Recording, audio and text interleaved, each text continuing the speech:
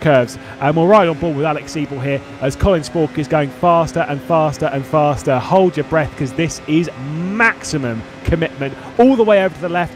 Wait for it, just keeping it as pinned as you can, through the right, through the left, out to the wall, back over to the left hand side. Watch out for this double apex right hander, you might drift off just a little bit. Got to get yourself back over to the left hand side, and now you can breathe once again.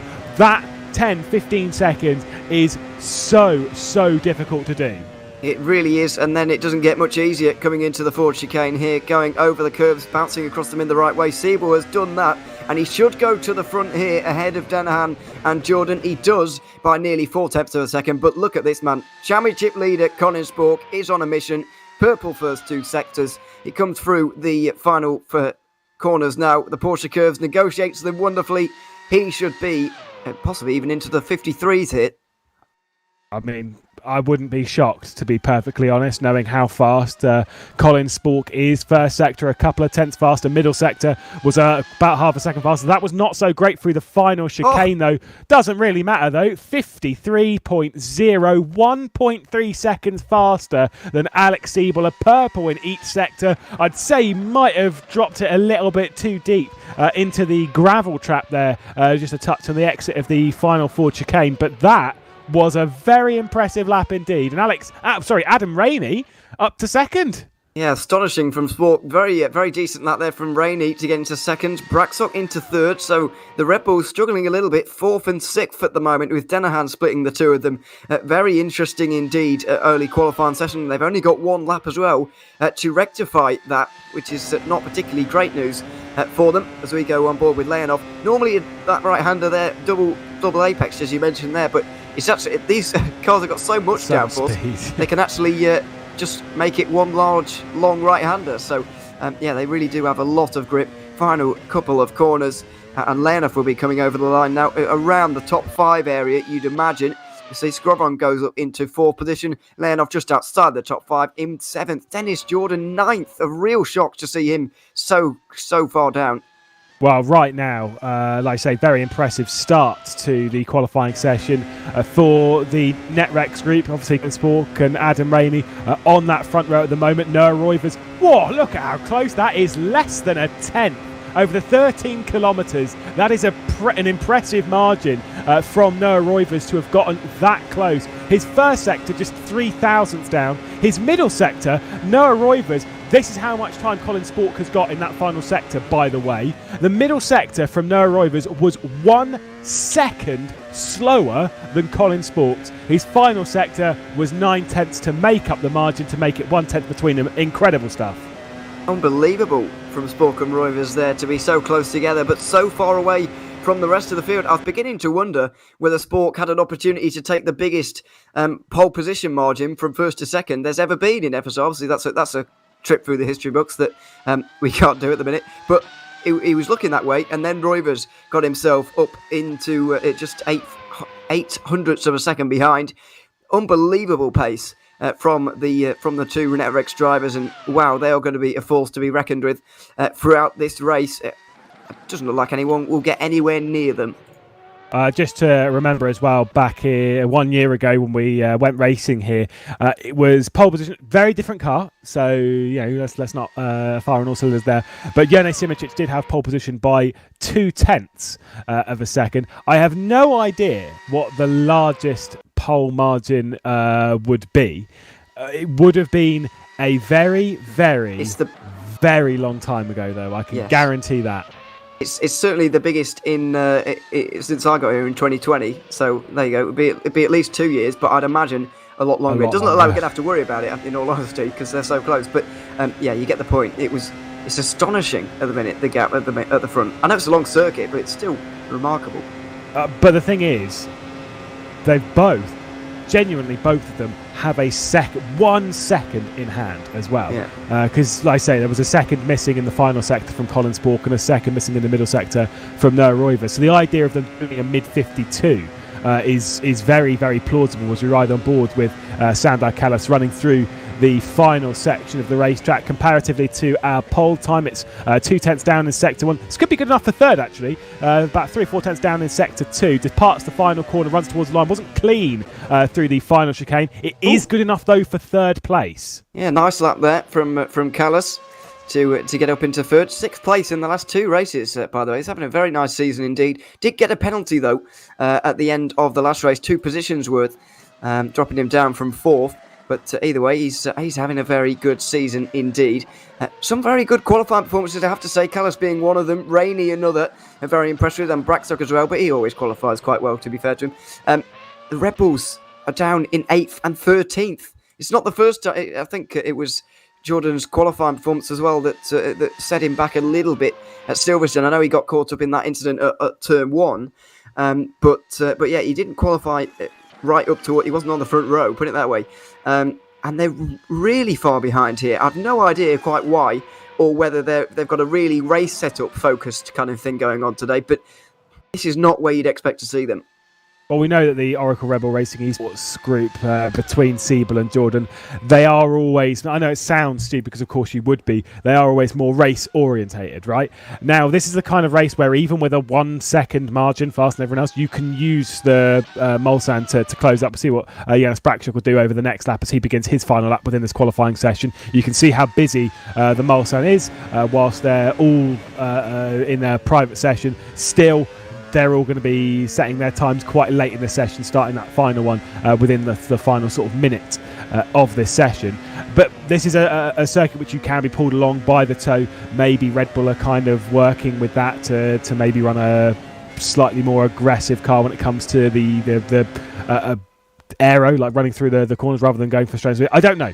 I'm not a scientician, but what I will say is that is not a good qualifying. They are right in the danger zone regardless, and it's not a circuit where you want to be in the danger zone just because of how the first sector is. Absolutely. I think it speaks volumes about in the last few years that even even the Le Mans 24-hour race has had incidents at the first chicane where everybody still has a whole day to go.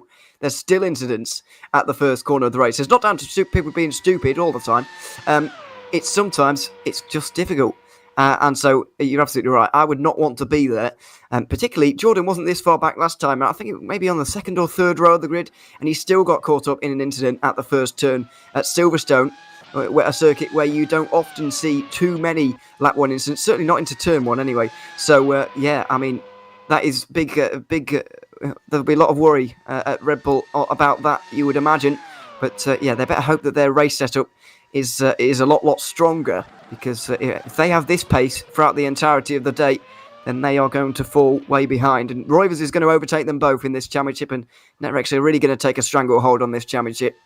Well, Dennis Jordan does begin his final lap now as he'll run his way into Dunlop. Already bailing from his final lap is Robin Panzer, who gave it a good go, but unfortunately is already done with it. Tom Oldermenger is coming down to the second Mulsanne chicane. There is Dennis Jordan. See what that first sector is right now. What is he going to be able to do? 26.7. That's about 3 tenths down on where he'd want to be. Obviously, at the moment, not aiming for pole position, just aiming to get up the order.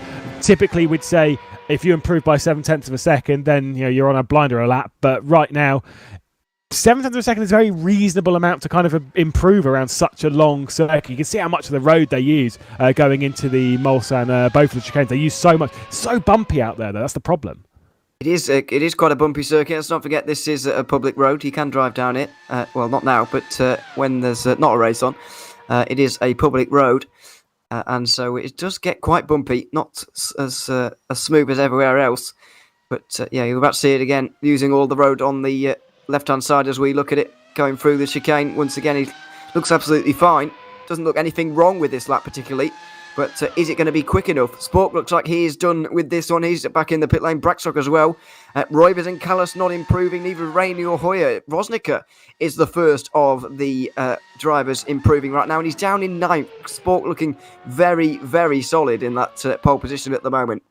The middle sector there from Dennis Jordan. Again, another 3 tenths off of Colin Spork's time. It's that final sector where Colin Spork loses quite a bit. So actually might not be too bad for Colin Spork. No, Reuvers genuinely, hand on heart, could be going for pole position here. Let's keep our eye on his middle sector. Heavy into the braking zone. This is where he lost so much time on the previous lap, was in this middle sector, maybe overcooking one of the chicanes. The second sector split is just down before Mulsanne Corner, if memory serves, just down this end of the racetrack. Obviously a little bit skewed by the fact that it is hilariously in a braking zone, so you can set a really good second sector if you really want to.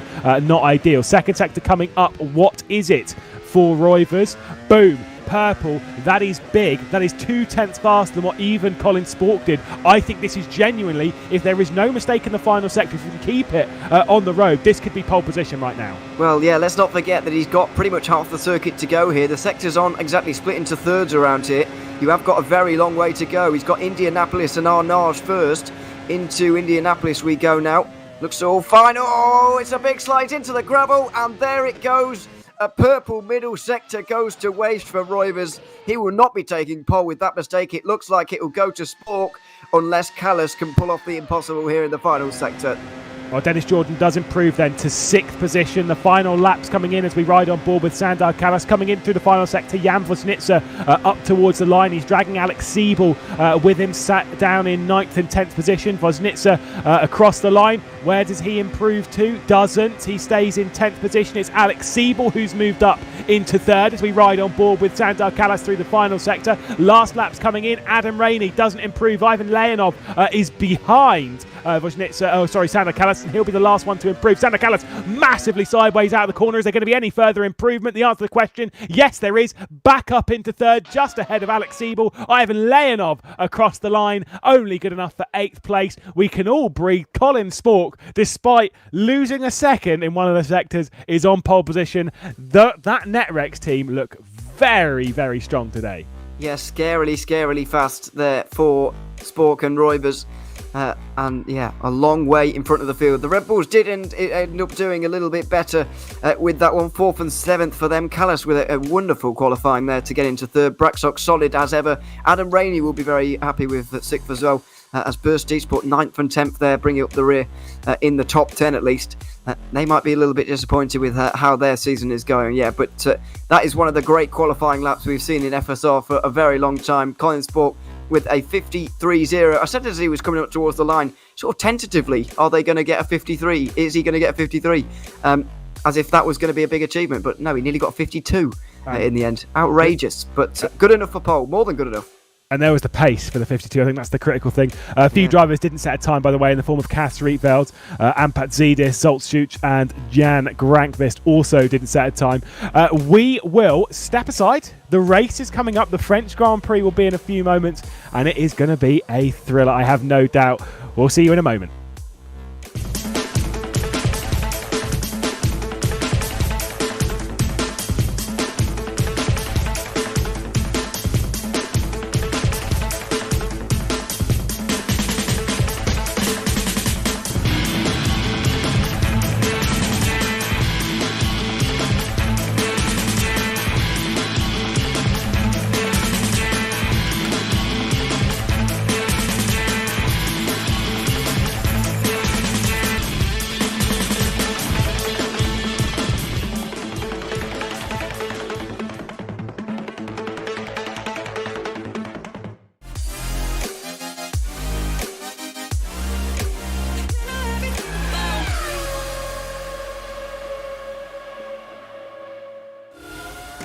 Well, I think we're in for something very, very special indeed. With a race like this, around a circuit like this, 23 laps of glory. It is going to be a tough one to win. Certainly not one where pole will take advantage. It's all about the racecraft. It's all about the slipstream. And it is all about the timing. Lewis McGlade, Ewan O'Leary, French Grand Prix coming up here in the Formula SimRacing World Championship. It's going to be a difficult one.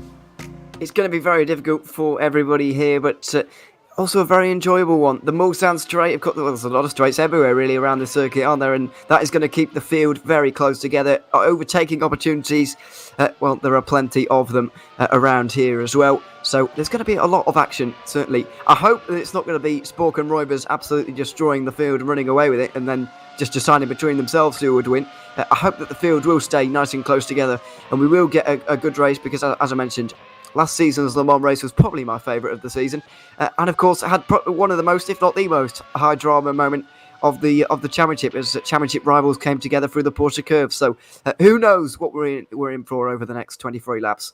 And what a moment it was. I mean, I remember you absolutely screaming about it, because what a dramatic moment it was. It was a fantastic bit of racing. I think it was Dennis Jordan who didn't quite give enough room. We disagreed on this actually at the time. I distinctly remember. No, actually, I was going to say we normally agree on things, but then I realised that you're from the north and I'm from the south, so actually we don't agree on anything. It was a tight bit of racing. Regardless of who was at fault, it was very entertaining. I just fear that we might see something like in that vein again of to be honest, of the high drama. I find it hard to see that again between two such big names. I think two people will come together at the Porsche curves. I just don't think it's going to be for the win between two. Who are you guessing? Who's the money on? No, I'm not putting money on anybody to crash. That's not a good thing to do. But no, I do think it might well happen at some point throughout the race today. Although it only happened on that one occasion that we know of, anyway. Only happened on that one occasion, the one that we saw. So who knows? Maybe it isn't that common at all. Maybe everyone will single file themselves out into the Porsche curves, really, because that probably is the sensible thing to do. Well, they are supposed to be the best at this level in these cars, so who knows what we have to expect from them. Who knows what we're expecting as well from Tyre strategy. I'm going to take a wild assumption. It's not really the highest tyre wear circuit where we should be aiming for the single stop around here. It shouldn't really burn through the softs too much. If you're having to make two entries into the pit lane, you're as good as done. It's a slow pit lane. It's a tricky pit lane, and it's one that you certainly do not want to be in more than once. Of course, they will have to do a full formation lap around the circuit, which will be tedious indeed for some of the drivers, but it gives them the time to build up, as we'll get ready to take a look at the starting grid for the French Grand Prix. Round number 5 in the Formula SimRacing World Championship. Pole position goes to Colin Spork with Noah Reuvers alongside in the front row. Sander Callis and Alex Siebel in 3rd and 4th place for the Oracle Red Bull Racing eSports team. Behind that is the Arnage competition of Janice Brackshock and Adam Rainey. Great liveries, by the way. Dennis Jordan and Ivan Leonov in 7th and 8th position. Didn't know Adam Rainey was a burst driver, but we are going to go with it. Michi Hoyer with Darian Skovron, then Jan Vosnitzer and Robin Panzar in a slightly correct livery. We will take that. The Swede in 12th position after making mistakes on his final lap in the session. Jake Dennehan and Roberto Pignataro with Tom Oldermenga and Cass Rietveld. Cass Rietveld, one of the drivers that wasn't able to set a time throughout that session. Jan Grankvist, another one of the drivers, as well as Ampat Zidis and Zoltz Schuch to round out the grid. Another car in the correct livery. Bang, bang, bang. We take those. Well, that was an experience. Yeah, it was interesting. Yeah. It threw me off at the start, I'll say that. Keeps you on your toes, doesn't it? I thought there were some new liveries that I'd just not noticed. But no, there we are. These are the proper ones, though, as they're supposed to look. And yeah, they've got a full formation lap to do. But yeah, I mean, it's going to be an interesting race. I do wish that this strategy would be a little bit more important around here. It would be interesting to see them having to come in 2 or 3 times. There's only so much we can do, because obviously this track is how it is, and it's not that heavy on tyres. And so and there's not a lot you can do about that. Obviously, we had the fuel situation last year, which changed things up a little bit, but there really isn't much to shake up the order here in this race. I'm not going to ask you to pick a winner, because I always find that is a bit harsh. But I much prefer this new game that we started playing, obviously on the Coach Dave Super Sprint, where I asked whether you thought it was going to be calm or chaos, and I've done this now on each broadcast now, so I'm going to keep this going. What do you think? We're going to get calm or chaos on the first lap? Yeah, I can see a little bit of chaos, because there's a few people out of position. There's some who've qualified a little bit quite well, I should say, and some who have not qualified very well compared to where you'd expect. This is an example. Vosnica would probably have been hoping for another good performance in this season that he's having, but that qualifying was not one of them, unfortunately. We've got Zoltz right at the very back of the field as well. Expect to see him jumping up the order just a little bit as well. But yeah, this order is a little bit mangled compared to where it should be, and so that normally is a bit of a recipe for chaos. You know, it's reverse grid races are always chaos. This is not quite a reverse grid, I understand, but it is a little bit random. it could be a reverse grid after the first lap, just purely based on how strong that slipstream is. Also, just a reminder as well, whilst we do typically have DRS within the Formula Sim Racing World Championship, there is no DRS in effect around the Circuit de la Sarthe, because that would be hilarious. But we've not quite gone to that level of craziness. We do still have the push to pass in effect, so they still have that which they can use to affect their overtakes, although I would suggest that's probably not as needed around the circuit list. We do see plenty of overtaking opportunities. I don't think we're going to see so many bold attempts as we do see like down into the Porsche curves, unless it's coming down to the final lap or two, or maybe even approaching the pit stop sequence. Yeah, absolutely. Just on the push to pass, by the way, you could probably get rid of it entirely in a whole lap. To be honest, that's how much straight there is around here. So I can't see it being a huge factor either. But yeah, I mean, things are going to stay pretty calm, I would say, early on after the opening melee that we're going to see in the opening chicane. Hopefully everybody gets through cleanly, but I can't see it happening. Once we get out onto the straight, people will swap positions a little bit, but then I can see it falling into a little bit of a rhythm, although there is going to be a lot of exchanging of positions because of the slipstream. It will likely mean one car will go in front one lap, and then on the next straight, his car behind will come through. So I can see there being a lot of exchanging of positions rather than actually battling. There'll be much disappointment within Reuvers. I know obviously it's sort of sister teammate and stuff, but in the consideration that missed out on pole position despite looking very, very good in that second sector in quali. I don't think it matters too much, really. Of course, he'll be disappointed. He'll have wanted that pole position, but he's starting on the front row. He's next to his teammate, or one of his teammates, and the NetRex have got the whole world at their feet, seemingly, at this race. So, I don't think it will be lingering on his mind any longer. Well, I asked Cam if it was a one-stop race. He said we will see. Very helpful. He thinks we'll see a two-stop race purely due to the undercut.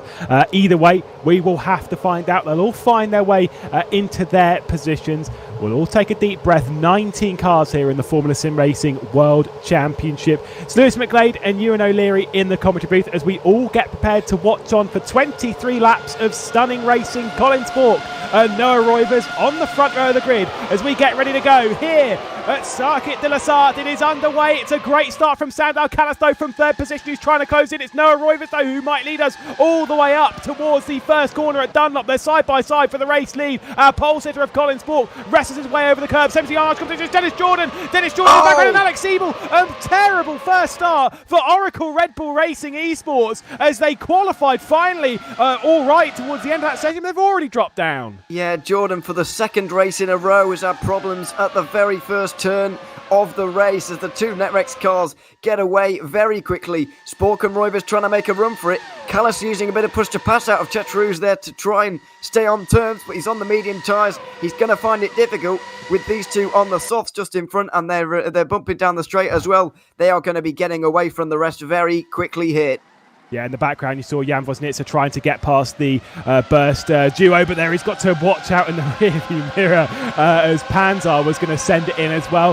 Jake Dennehan, our focus here for Edge eSports. Little bit dicey there in the mid-pack. Not surprised to see a little bit of bump drafting in effect. I mean, bump drafting is a little bit crazy in some open wheelers, but if you're brave enough, you can give it a go. I'm not sure what the ruling is against it. If not, he could potentially just be sat right under the rear end, saving a little bit of fuel, but let's be honest, they're definitely using it to an advantage. Sam Callis, you're absolutely right. He's going to struggle to keep up here. Maybe Janice Brackshock will be feeling that and will fancy to make a move down into Mulsanne Corner. Well, it's already a little bit too late, really, if they wanted to get onto the back of the NetRex train, because it's already left the station, really. Nearly 2 seconds up to Spork and Reuvers now, but Brackshock will want to get through, nevertheless, as quickly as he possibly can. And they'll all want to get through on Leonov, who's involved in this fight on the medium tyres as well. Hoyer, next up. Both Burst eSport cars have actually had a very good start on this race, actually. Hoyer looking to continue on with that, making a move down the inside into Indianapolis, but once he pokes his head out, there's no slipstream anymore, while Leonov still gets it from Adam Rainey up in front. Yeah, they've got to watch out for doing that. You've got to watch out as well for Vosnitsa, who's trying to go around. So there is the late move there from Michi Hoyer, straight down the inside. Beautiful move from Michi Hoyer, the 4-time race winner in the Formula Sim Racing World Championship. That was absolutely textbook. Big snap there on the exit of the corner from Adam Rainey. And to be fair, Michi Hoyer might fancy a pass, using a bit of the push to pass. Same with Rainey in defence on the run up towards the Porsche curves. He might fancy this. He's not really there, though. I think Hoyer might have to hold fire.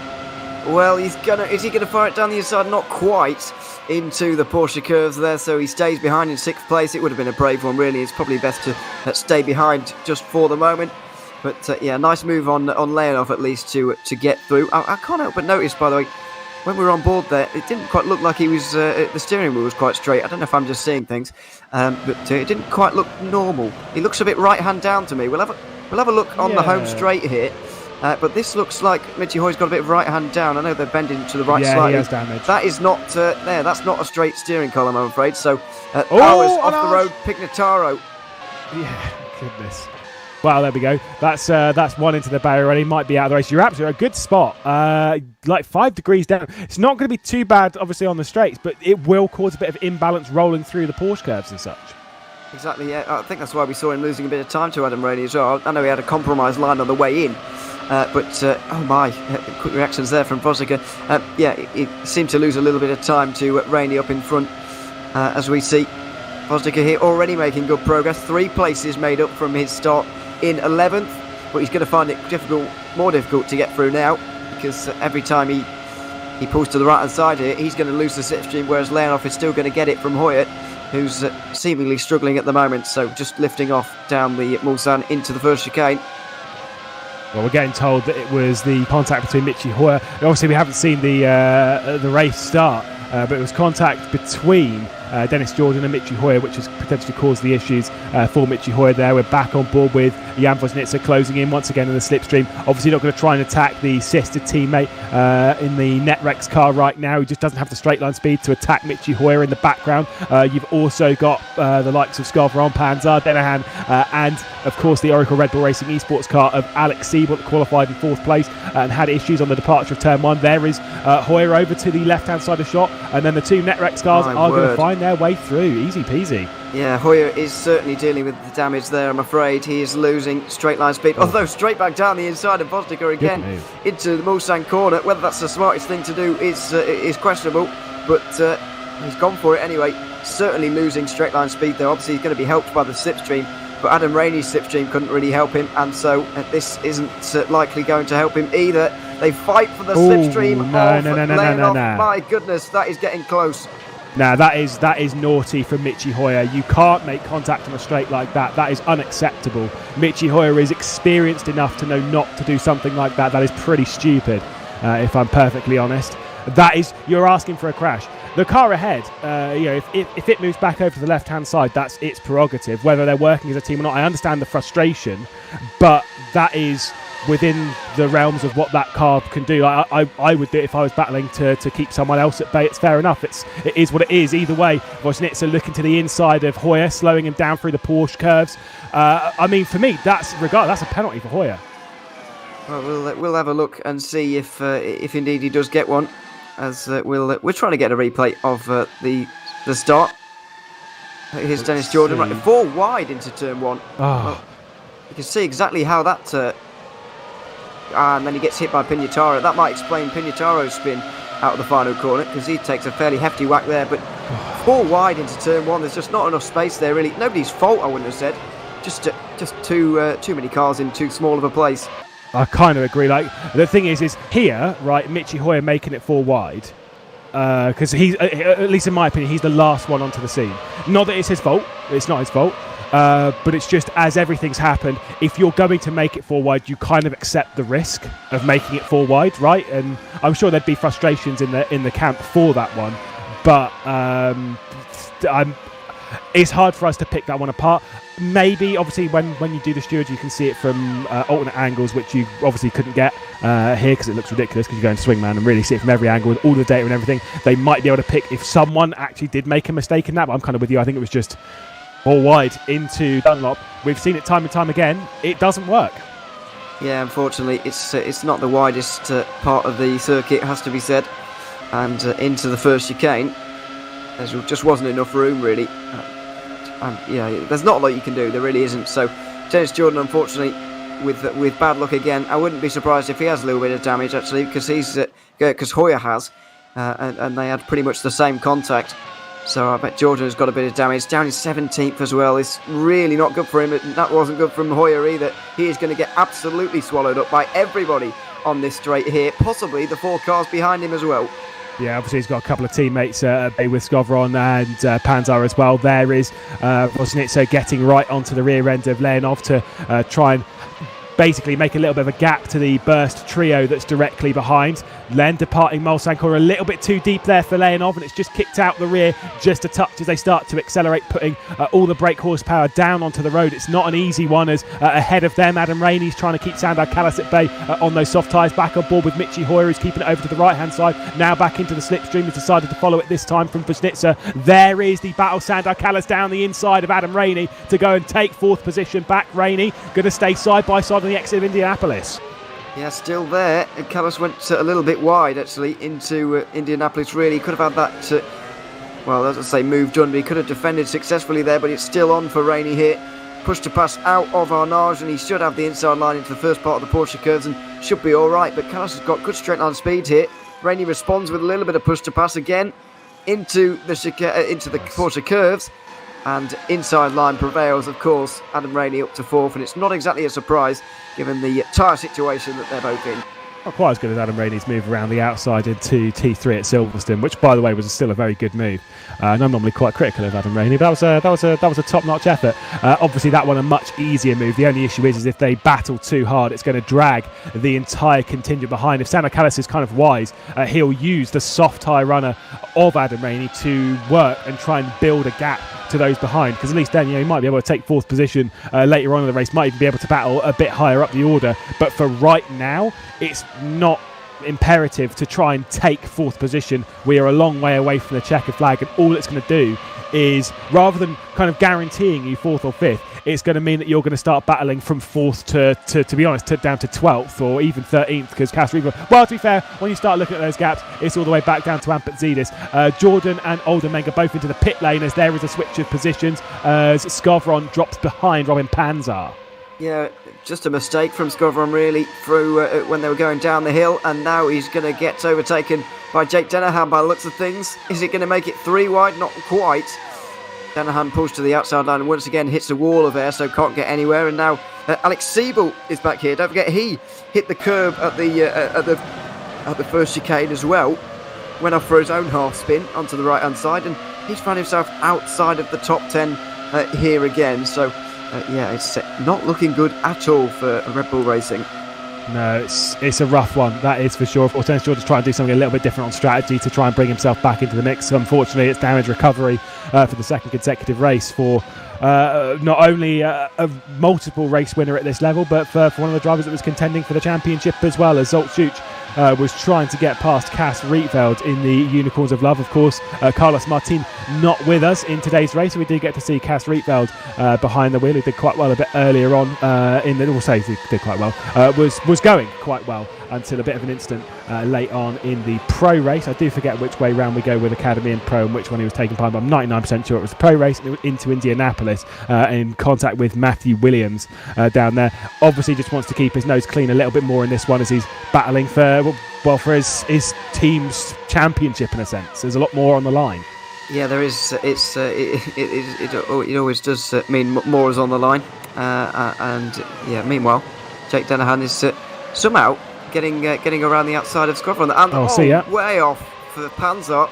He is going to pay for that, I'm afraid, and lose at least 5 places. Alex Siebel tries to capitalise on that one, trying to get through on Skowron, but he might lose a place himself to Cas Rietveld. Yeah, did not get back in line behind Skowron, and Cas Rietveld didn't want a second invitation. So this is it. Alex Siebel, he's promoted up into 11th position and he's back down into 12th position almost straight away. He lasted one entire corner, that position promotion, and now we'll have to just wait behind the Unicorns of Love driver, keep his eyes on Zolt Schuch just in the background. Robin Panzar, rejoins basically back to towards the rear of this train. Whilst this is all going on, by the way, your race leaders 1 second apart between Colin Spork and Noah Reuvers. It is being closed in just a slight touch by Janice Brackshock, but I just don't think he's got the pace, got the legs. 3 seconds back on your races, and when they start working together just a little bit on the Mulsanne, there is nothing the Arnage competition car can do. Yeah, absolutely nothing. It's where it's difficult really. It's behind. Alex Siebel takes on the first strategy ploy of the day. It's going to be medium tyres for him very early. This has to be a 2-stop, pitting after only 4 laps. But what else can you do when you're in his situation? and you're already so far behind. It's really rough. It is a rough deal that they've been gifted today. So I don't think they'll be fancying that. Or maybe re-gift it for next round back to someone else. As right onto the exit curb is Mitchie Hoy. They do have to worry about track limits around here. It is a pertinent thing, obviously, on the exit of the Porsche curves, if you recall that. And then through, of course, Tete Rouge there onto the Mulsanne, and even through the Mulsanne. There's quite a lot of places where you can abuse track limits, and that will pay a price as we go 3 wide. Why not? Yeah, well, we might be about to see why not. Down the inside, Mercedes does get that move done in the end. Zooks as well. Robin Panzart continues to fall through the field. He was in the top 10 a minute ago, now down to 14th. Because of that, all stemming from that mistake at Indianapolis, really. He's going to try and get past Zooks here, but it's going to be very difficult for him to do so when the ground effect car has the slipstream of Mercedes just up in front. Panzar's going to have to put on a big dive there, and he doesn't want to. Will stay behind just for now. But yeah, very interesting battling, especially in the midfield. Very entertaining battles going on. The lone also Super Venturi of Jan Granqvist might also close in on this group. You can just see there in the background, just a touch off the rear end of this train. He'll be kind of willing them to battle just a little bit too much to drag him back into it. Robin Panzar looks to the inside into Mulsanne corner, obviously not able to make that one stick as a tricky braking zone as you're braking and turning. Very, very easy to lock up the front right as they're side by side once again between Adam Rainey and Sandor Kallas. It is dragging Jan Vosnitzer back into it. Sandor Kallas retakes 4th position as Adam Rainey down to 5th. Vosnitzer laying off, dragging along Mitchie Hoyer 6th, 7th and 8th. If Hoyer can grab a 4th position in this race by playing himself tactically, I'm still really irritated by the contact on the straight line, which is just unacceptable in every stretch of the imagination. But still, it would be an impressive drive. I would like him on the podium so I can ask him what that was about. I don't think he wants to be on the podium anymore after if he knows that. But anyway, you can see that can't be insignificant. That's certainly not helping, and it would take some getting used to. I just wonder with the rest of this race, is it not worth coming in a little bit early, maybe getting that repaired, making the rest of your life a bit easier, because it can't be unnoticeable and it can't be easy to drive with that amount of damage. It's not insignificant. It's like I say, it's a distracting amount of damage, and there you go, straight into the pit lane.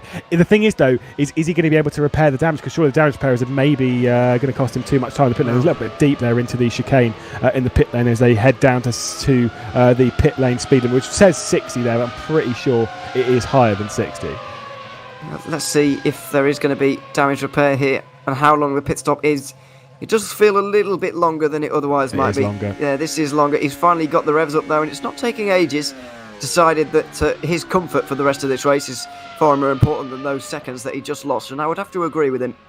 Yeah, you can see it's obviously 100k in the pit lane. I did think it was normally throughout the Formula Sim Racing season, World Championship, Academy Pro, whatever, it is typically heading to the 100k limit. It's why on some circuits where you typically lose a lot of time in the pit lane, this being one of them. I mean, normally obviously when you're doing endurance racing around here and it is 60k, you lose so much time every pit stop just because it is such not a long pit lane, but when you're going so slow, you just lose counts. When it's 100k, that's not that slow, realistically, and especially when you've got the braking zone of the Ford chicane, you're not losing as much time as you would think. So I kind of get that, especially to come in, especially to get that damage repair.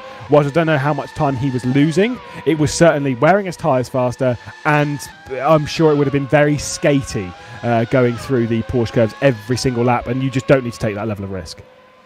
No. Absolutely not. We were on board with him there, and it didn't look comfortable. So it's very much worth it to take those seconds. Casarito has been roped into this battle with all of these guys back down to 10th place.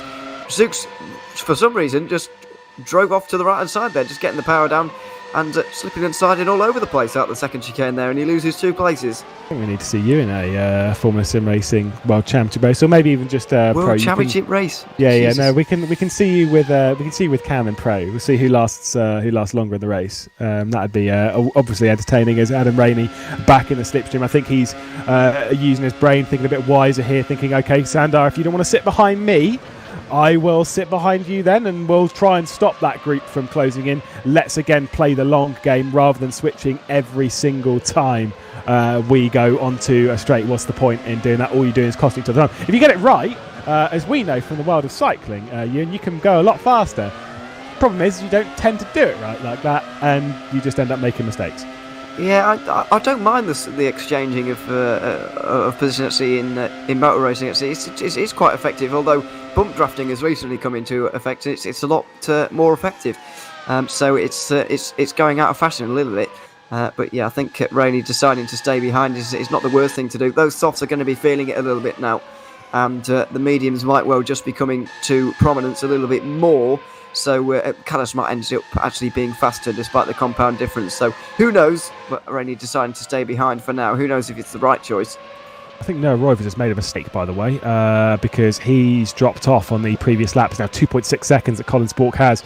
As Robin Panzer, speaking of lighting up the rears, a little bit too much curb over on the right-hand side through the second or the final apex, the second apex in that chicane, and he went for a bit of a slide himself, putting all of the power down. Not a great idea. That is going to burn out your tyres. We'll be approaching the, like I say, pit stops for quite a few of these. Whilst, yes, we might be expecting a one stop or two, maybe one or two. The idea is that with it being such a long circuit, if you pit early, the length of time that you have to take advantage of an undercut is much, much larger than, say, on a much shorter circuit like even Silverstone. Yeah, you think about Silverstone, we were having less than 90-second laps around there a couple of weeks ago. We were nearly 3 minutes here today, so you can do the maths there. It's priced about twice as effective than some of the shorter ones, at least 1.5 times effective. So, it is a possibility, but I just feel like Spork and Reuvers and the like are so far in front of the rest of the field, it might not matter, and those front three might end up doing a one-stop anyway, because it doesn't really matter where everyone else does. They're so far in front of the field that they might just outpace them anyway. Yeah, it's so impressive what they're doing. Like, clearly, NetRex have figured out something with this car, because the speed they've had since. I know, obviously, them taking race victories back in the San Marino Grand Prix, but realistically, it was that Japanese qualifying session. They were very disappointed they didn't get to do the race. But I feel since that point, they have figured something out in this car, because they are very, very strong in the Formula SimRacing World Championship, and clearly going very well around here, continuing that trend, knowing where and when they are strong. Shoots misses the apex just a little bit, and maybe Panzer will come back through down into Indianapolis. Obviously, the slipstream is just going to help him out, and that Super Venturi continues to loom in the background. Yeah, just continuing to stay at exactly 2 seconds behind these guys, pretty much wherever they go. But yeah, this is probably the closest battle around. And Mercedes, oh my word, trying to defend. Zooks weaving around to try and overtake, and Panzer nearly got himself into an accident there. Zooks weaving around, maybe, well, I don't say a little bit too much, but it certainly would have surprised Panzer a little bit. Everybody stays single file though, and in the positions they're meant to be, or were before, I should say. And no positional change, but it's probably the closest train out there, and probably with the one where overtakes are most likely, because the others are just pairs of cars almost working together at this stage. I kind of feel like they end up just becoming pairs naturally, because when you three's a crowd, realistically, let's be honest, and when you have that third car and you're kind of instigating battle, someone's always going to be like, I'm going to dive down the inside and such, and it's kind of there's almost too much overspeed. They don't really know how to do it. There is a right amount of cars to make this work. I remember racing in Talladega a few years ago, or a year ago, on iRacing, and we worked out that we could go faster with 3 cars than we could with a pack. And it's that kind of mentality, I think, around here, that if you have 2 or 3 working really, really well together, you can basically outstrip anyone if you know what you're doing. The problem is getting those 3 to actually work together in a positive way, which, when you're not teammates with everyone, that is really tricky to do. And also knowing what you're doing is also a problem. Yeah, I don't know where we got away with that, because we certainly didn't. So exactly. That's what I mean. I see. You were trying to insult me. I was kind of thinking, how were you involved in this then? But anyway, I did finish third. I was the third in line. Oh, you were okay. Yeah, fair enough. Makes sense. Checks out. Thanks, mate. You're welcome. I totally get what you mean, though. It does tend to end up in pairs like this. Well, we're about to have more than a pair. By looks of things, Adam Rainey goes sailing off at the first chicane there. No idea how he's found himself quite so far off the road there, but he's lost 2 places. And he was there with Samakasa. He's lost 7 entire seconds from whatever is about to happen. We're on board with Adam Rainey in the number 69. Nice. In a little bit, way too hot, way too deep. Manages to wrestle it back. I mean, just overdriving it. Kind of unnecessarily, of course, but fair enough. Still was having a pretty good race. It's a bit of a shame, but either way, back on the track, still in the top 10 in 7th place right now, just losing that slipstream though. I think it says a lot about the state of the medium tyres, actually. You saw there how hard Adam Rainey was having to push into the first chicane to keep up with Callas, because the softs are going away and the mediums are really starting to come into their own now. And we might see a similar situation in the battle with Voznica and Leonov.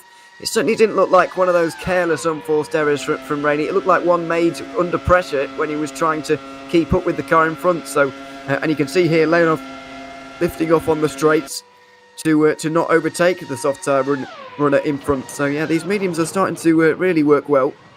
Yeah, starting to come back into it a little bit more. It's wide, kind of assumes all the soft tyres coming into the pit lane around the outside. Robin Panzar with Zoltschuk at the moment, 8th position, goes the way of the Burst Simplexity eSports. Looking backwards, Jan Grankvist still around 2 seconds off the rear end of this group, just cannot close in, which must be really frustrating because you're sat there literally yelling, please just battle a little bit harder. As soon as you get within like that 1 second, you're there.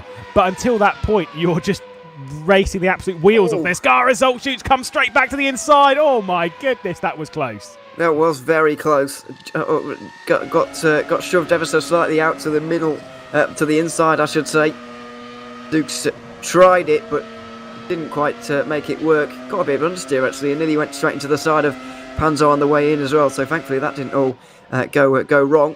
But yeah, he's pushing harder and harder here. Zook's trying to get through, and the harder they battle, the more Grankvist gets involved, and he finally looks like he might just be able to do it over the next lap.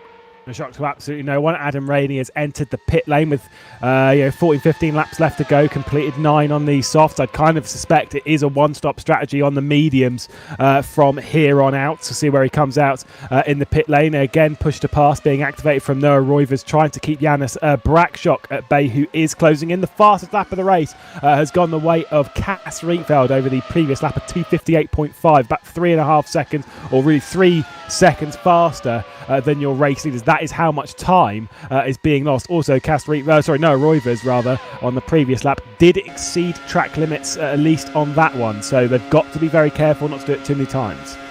Yeah, you really do have to be careful. It's one of those things that is quite prominent around here, I should say, especially when you're trying to nail Test Rouge quite so well, since it affects your run all the way down the Mulsanne Straight. You do really need to get it right, but you also can't fall afoul of those track limits as well. So it's a balancing act. But it shouldn't really be an issue of a race of this distance. How do you know, though? Well, you've not driven. It's not long. The race is not long. I'm just using logic. That's why we need you behind the wheel, Ewan.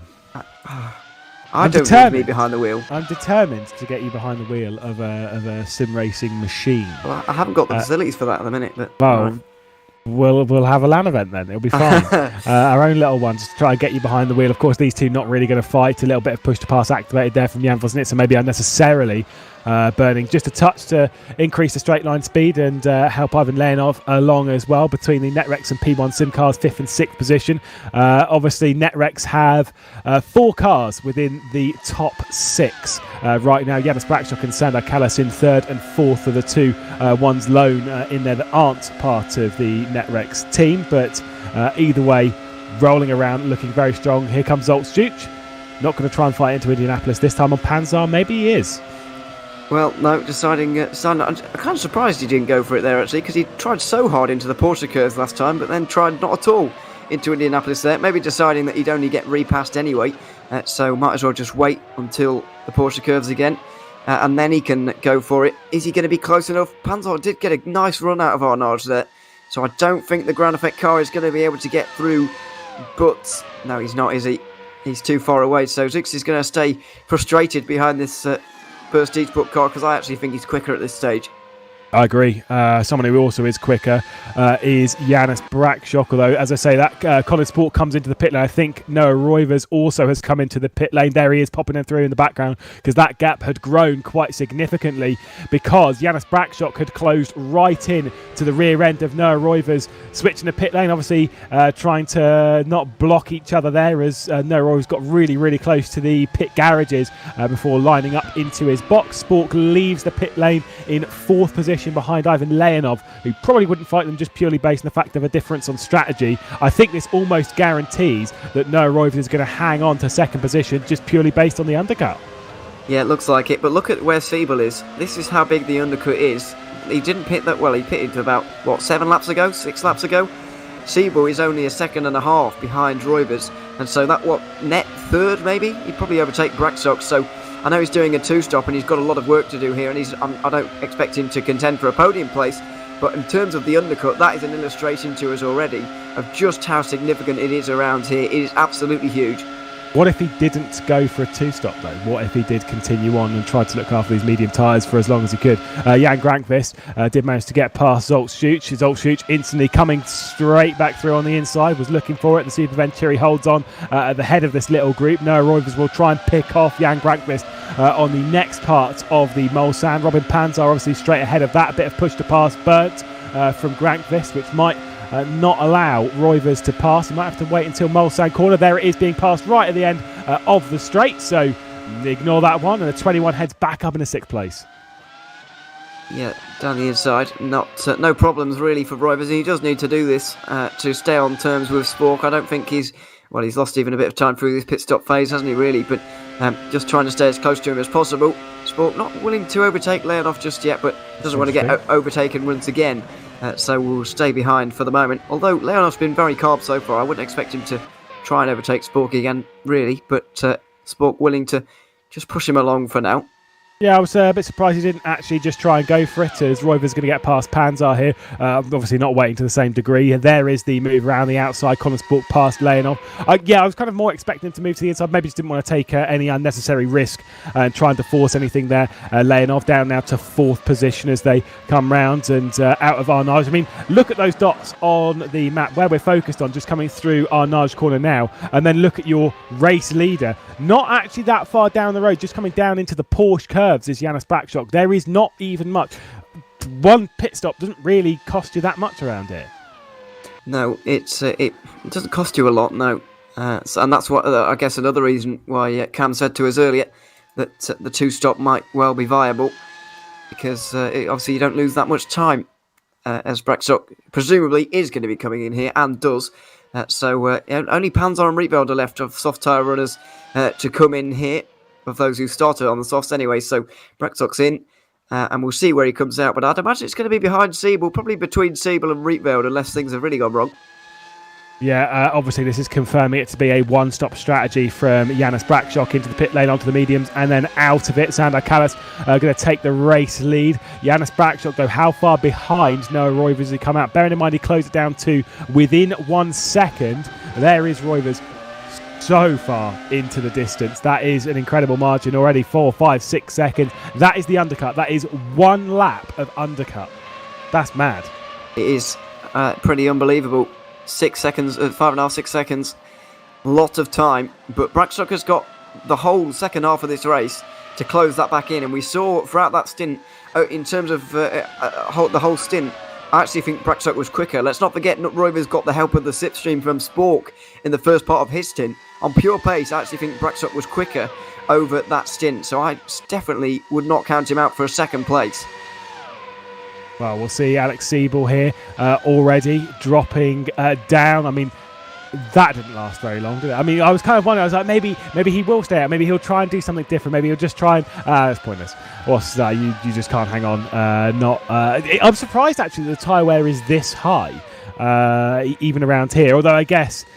It doesn't have to be. Yeah, exactly. It doesn't have to be, because what would be over a stint at like Silverstone if you lose 4/10 every 5 laps, or 10 laps rather. If you lose 4/10 every 10 laps, that means every 5 laps around you're losing a second, right? Yeah, well, exactly. Scaling it like that, it's pretty large. So yeah, I guess fair enough. I guess it does make sense, especially when pit lane doesn't cost you that much time because of the speed limit being 100k.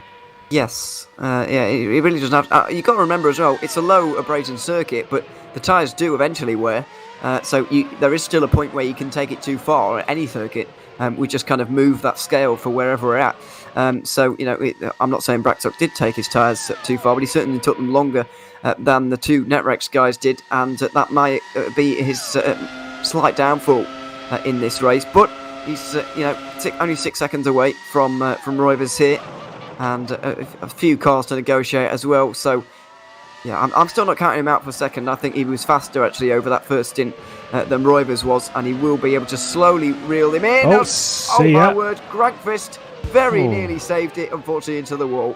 Yeah, that was a pretty big hit as well. There's obviously going to be a lot of suspension damage and no front wing. He'll have to pull off to the right-hand side, and I hope he does so fairly soon. A lot of suspension damage.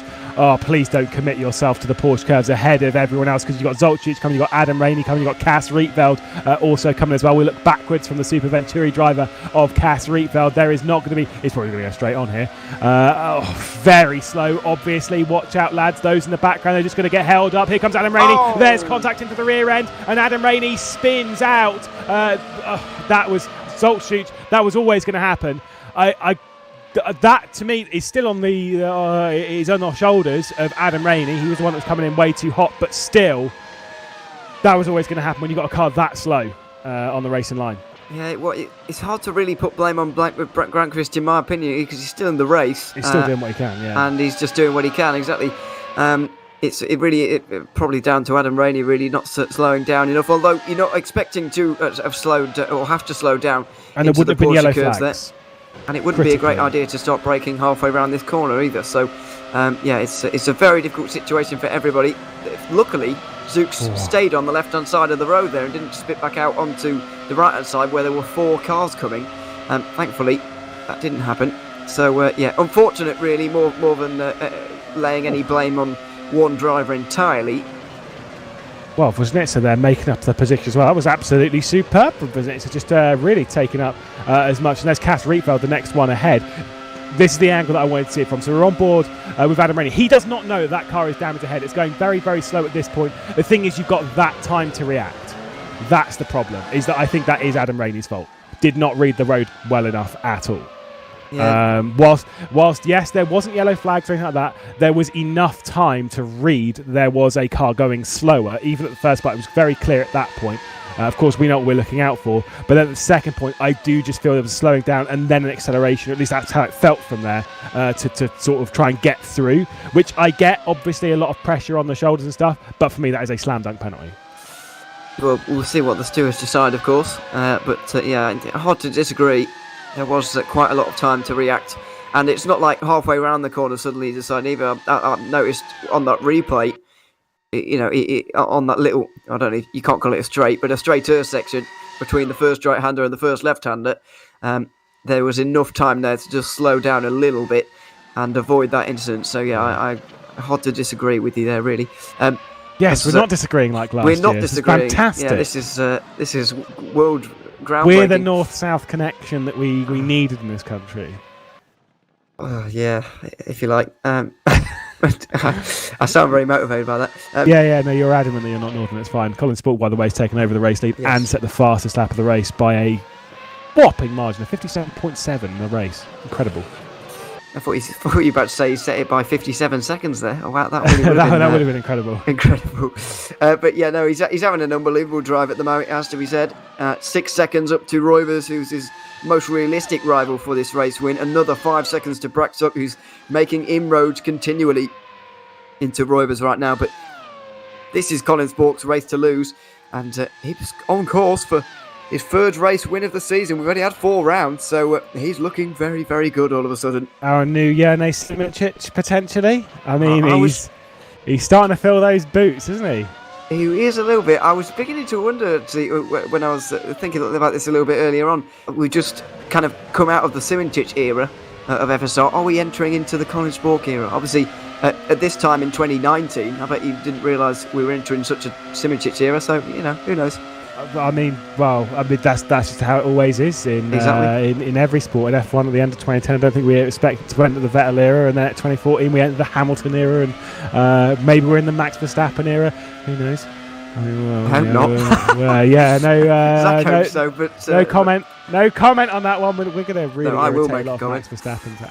Yeah, no, I'm in the same boat as you, mate. I hope we're not. But either way, I'm all open for a Colin Spork era in FSR. Very talented young driver, but also the NetRex team have a lot of talented young drivers to challenge. Same as obviously what Burst did. Michi Hoyer, although they're not young. Lol. Michi Hoyer, Janice Brackshock. They were battling it out, and they were obviously fighting quite hard for NetRex, the younger generation. Colin Spork, Noah Reuvers, a lot of talent in there to really battle it out for a championship. Yeah, no, absolutely. Sorry, was that a bit harsh? Yeah, just the fact that you said the Burst guys, they're not old, lol. That was the funny part. Anyway, we'll move past that. No, we'll see. Really, I mean, Spork has been. It's easier to get too excited, to be honest, because we've had 4 races of this season. Spork has obviously only had 1 podium coming into this. This is only his 5th FSR podium, so. It's not like... And we're still 10 laps away from the end. And we're still... I am basically handing him the trophy here, aren't I? But he might not win. It's hard to see him not winning, but yeah, he does have to get to the end. So, yeah, I mean, who knows? But it's going to be interesting, nevertheless. I personally hope, from a neutral point of view, we haven't seen a championship finale in so long in FSR. It would be nice to have another one. Oh, agree. Yeah, we've waited a fair while for it. I can remember back to the one in 2014 between Morgan Miranda and Bonner House. That was absolutely superb at COTA, which Bonner House was gifted the championship courtesy to speeding in the pit lane twice from Morgan Miranda, which was a top effort. Of course, that was the 5th World Championship for House, a very incredible effort. Realistically, outside of that, have we had any close battles coming down to the wire? Simicic's second title, where he was battling with Peter Belyak back in 2020, was settled pretty on the penultimate day. Yeah, I think was that round, yeah. Crash at Japan, wasn't it? Suzuki, yeah. Yeah, we could call it that at that point. Yeah. It was so that basically sealed the championship for Simicich. We had that teams one, I suppose, in 2020. A little bit that different, was superb. It was very entertaining, but it's not quite the same. No, I agree. To be fair, though, when you have 3 teams separated by 7 points, and 2 of them are separated by 0. Yes. I mean, the teams-wise, that was absolutely phenomenal. Although, had Burst just reorganised who they were in each of the teams, it wouldn't have been anywhere near as close. That was the big thing from that one, as Leonov and Sandar Callas come into the pit lane. And Cas Rietveld has permanently come into the pit lane because he's out the race for some reason. I don't know what the hell that's all about. Second retirement of the day for Cas Rietveld. Solid F crashed on the racetrack is what we're getting in our ear. We're going to see it here as we roll through the Porsche curves. This was where late in the race, can't remember who it was, someone had an issue in the pro race. Oh, I've had that one. Just ripped the wheel straight off. Yeah, it did. Quite a mundane. Oh dear, quite a mundane crash to lose a wheel there, but sometimes sometimes it happens. You can't park there, mate. Thanks, Felix. But yeah, one man who's having a very good drive, I have to say. But Jan Vosdica qualified outside the top 10, which I said he was going to be a little bit disappointed with, and I thought he could have done a little bit better, and it looks like he could have done, to be honest, because he's knocking on the door of a top 5 now. And it will potentially be 4th place as well once Alex Siebel comes into the pit lane, where it's still expecting. I'd still say as much as there is potential maybe to do a one-stop. I've seen crazier things from that bunch. I would still say that we're probably likely to see a 2-stop strategy from Alex Siebel, so I would expect him into the pit lane once more, which would mean that Vosnica will be in 4th place. Also, the gap is coming down, as you were saying, between Janice Brackshock and Noah Reuvers. Not close enough just yet, of course, 4 seconds between them. But Reuvers just does not have the pace of Colin Spork right now and is dropping back into the Hungarians' clutches. Roughly 6-7 tenths a lap at the moment, which we did note on the last stint. It did get more, the pace differential between them as the race went on. Brackshock was closing faster and faster as the stint was going on. It was hovering around 4 seconds for a long time. When we got into the pit lane, it was just 1 between them. So I wouldn't rule out that happening late in the race. No, absolutely. Well, I can't rule anything out, really, can we, at this stage? We've still got a fair way to go. Well, we can rule Cash out. Well, thanks for that, yeah. But no, it always seems, I seem to remember this from last year, you always seem to be, or to me anyway, you seem to be quite close to the end of the race for ages. Because there's only 9 laps to go at the line here, but that's still ages. So, nearly half an hour of driving for these guys. So, they do still have to get their head down here and push on, because this race is by no means over. I know I keep handing the win to Colin Spork, but he does have nearly half an hour to go here. To be fair, I mean, I wasn't too far away from handing the championship at San Marino, so, each to their own. I'm well known for getting way ahead of myself and literally speaking about the championship title on round 1, so I don't... Obviously, this race is not done. The thing is, always said it, when you're in a position like this, the only person that can beat Colin Spork is Colin Spork, and that holds true. The only thing that will stop Colin Spork winning today is a mistake, really. Because lap traffic, with it being such a long lap traffic is not something we're expecting to deal with. It's not something we typically deal with that often in the FSR World Championship regardless, let alone on a 23-lap race around such a large track. I don't see that one happening at all, which means that he'll probably have to deal with clean air. Probably thinks he's disconnected from the race, to be perfectly honest.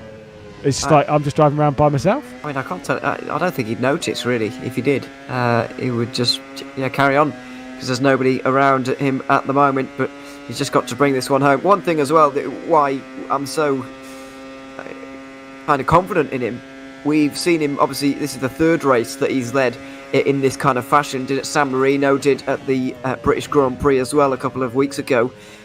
We've not seen him even make a mistake from the lead. Once he gets into that lead, he really does get his head down. The consistent laps come in, the relentlessly quick laps come in, and he just does not budge. So he's looking very strong at the moment. Whether he can carry this through an entire season, I'm still not willing to say he can, because he's got some very experienced drivers behind him, which might just give them the edge throughout a season. However, in terms of this race, he is, as you say, only able to beat himself.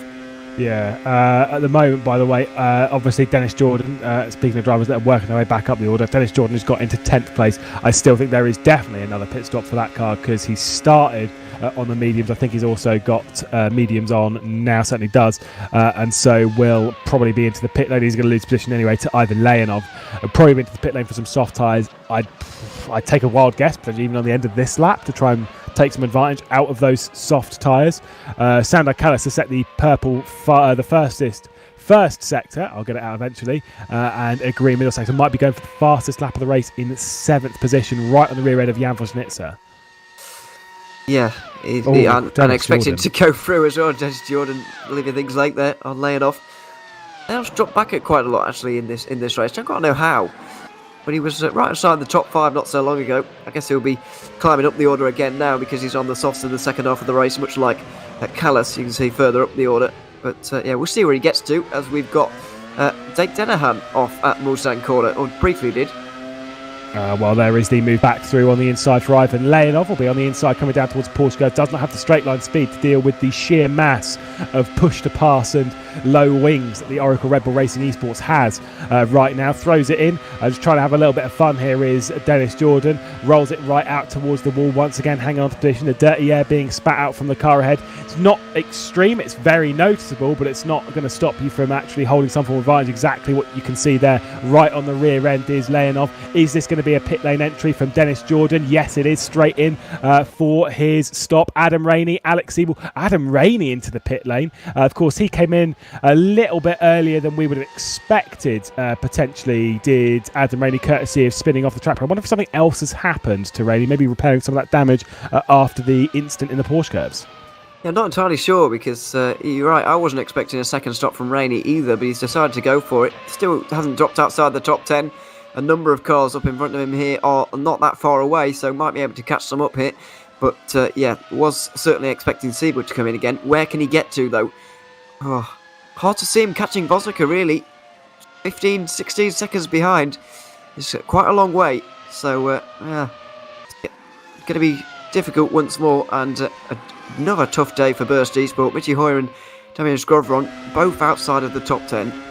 Yeah, it is not ideal for Burst or for Oracle Red Bull Racing eSports. I mean, we know those two do typically work fairly closely together. This is the move from Michi Hoyer, not getting past Skovron into the braking zone of the first Mulsanne. By the way, just going back to Adam Rainey, I wonder if Silverstone is a bit of a turning point, because obviously he did have that top 10 finish. It was a very good drive from Adam Rainey. I wonder if he can get 2 consecutive top 10 finishes, how much of a confidence boost that was. We do speak that confidence is a currency in this style of esports. You know, it is kind of everything. The more confidence you have, the faster you go. The faster you go, the more confidence you have. It's a great feedback loop that just works to move you forward. And I wonder if that's what we're kind of seeing here from the Northern Irishman, even though he doesn't like being called Irish. We'll call him Irish anyway. Well, that's. I feel like it's a more contentious issue than the north and south of England. Yeah, a little bit. So I don't really want to go there, if I'm honest. Not as in to Ireland. I mean to the argument. You don't want to go to Ireland at all, not north. I'd love to go, but not north to that south, argument. I'll shut up. Really, just digging a hole for you there, mate. Sorry, mate. Yes, sorry. Thanks for that. My second name is literally Irish, so yeah, I can't really say that at all. Mine's not. Nice. Thank you. Quite a lot of my family back in the day is Irish, though. So yeah, at least there's that. Either way, that's going way off topic. We'll focus on what we've got at hand, and that's Jan Vosnitsa and Sandar Kallas, who's dropped behind. Of course, Kallas is up into 4th position now on the soft tyres and absolutely firing in some good laps as Alex Siebel is battling out with Leonov into the Porsche curves. And he's down the inside and through in a surprise to no one, I think, because Leonov obviously pitted a good while ago now. Siebel fresh out the pit lane, and he's on a charge right now. Should be able to get Panzer. Does he have enough time to get to Vosnica? 15-second margin. Only, 7 laps to go for these guys at the line. He's going to need 2 seconds a lap. We'll get a much better view, clearer view of things when we see his first full lap time come in. It might well be the fastest lap of the race, in all honesty. He's arguably the fastest driver on new softs right now. So might just be able to, and he's on obviously lower fuel than some of the other guys who were on softs earlier. So this might well be a very quick lap coming in from Siebel.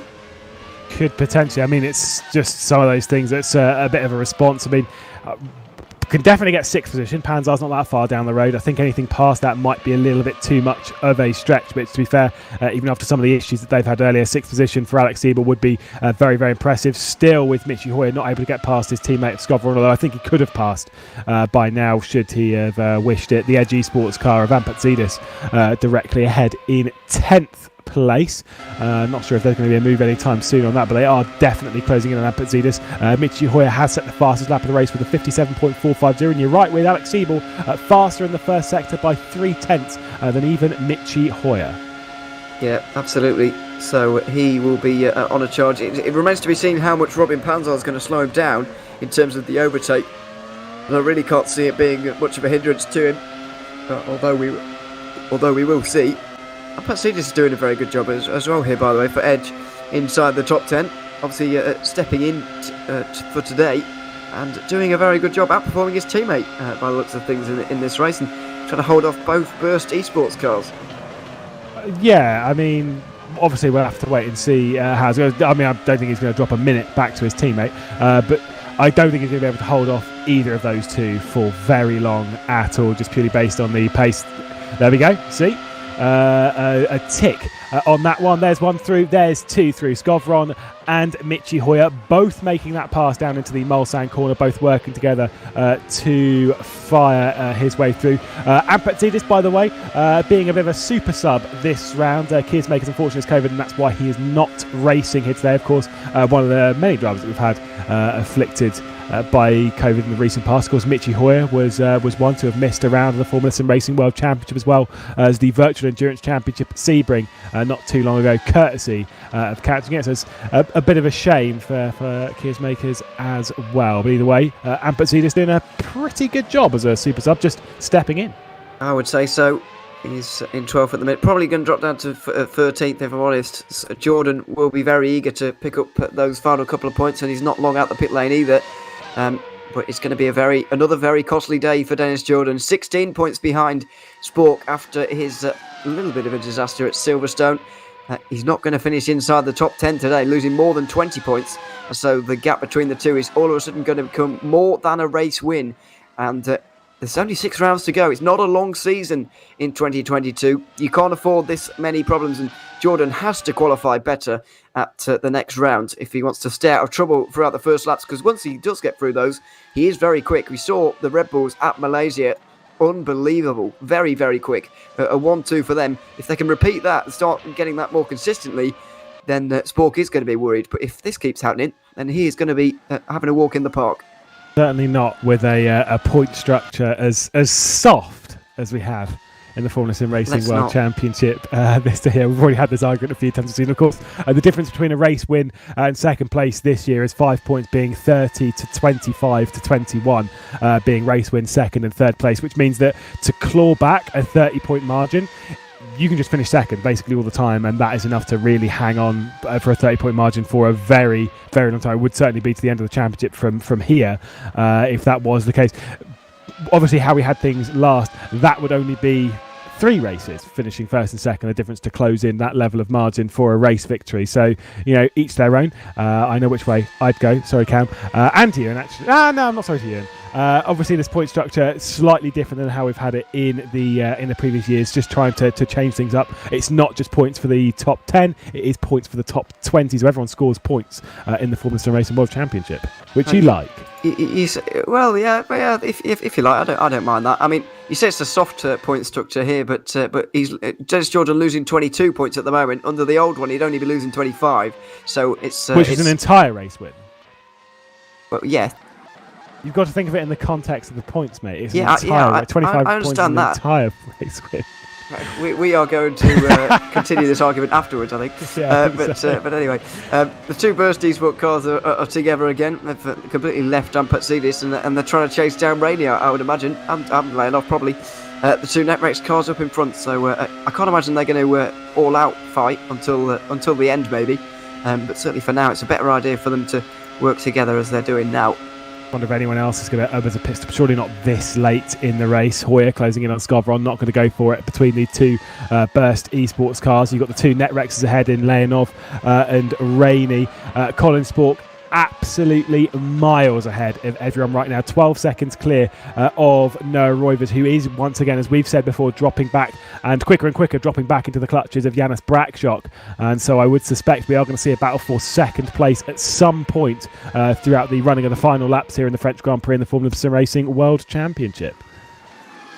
Cam Roger obviously trying to analyse the race as it's going on. So in terms of pit strategy, saying that the 1 stop was probably a better idea than the 2 I said at the start, wasn't it? Well, wasn't really sure. Well, he wasn't anyway. I know some of these guys wasn't. will have been. I think we all said 1 stop though. Well, I was going along with what you said. I'm not going to take any credit for that. I don't remember what I said. 1 stop, yeah. Nice. It looks like it's gone well. But I mean, whatever strategy Colin Spork would have employed today, I think he might have won because he's got 13.5 seconds over the rest of the moment. He could probably have a pit stop. An extra pit stop here and still win, to be honest. So, it hasn't been race defining at the front anyway. Well, yeah, if he pitted now, no, this is. We're not saying that he should pit, right? Just to clarify, we're just playing about with the idea of if he were to pit right now and to go on to softs, he'd be so much faster than Noah Reuvers and Janice Brackshock. He would absolutely fly past, even if he came out behind, which he would come out behind there with that kind of gap. But still, why would you do that? There's no need to take that risk. It's just unnecessary because that's where you might have an incident in the Porsche curve. So obviously that is not going to happen.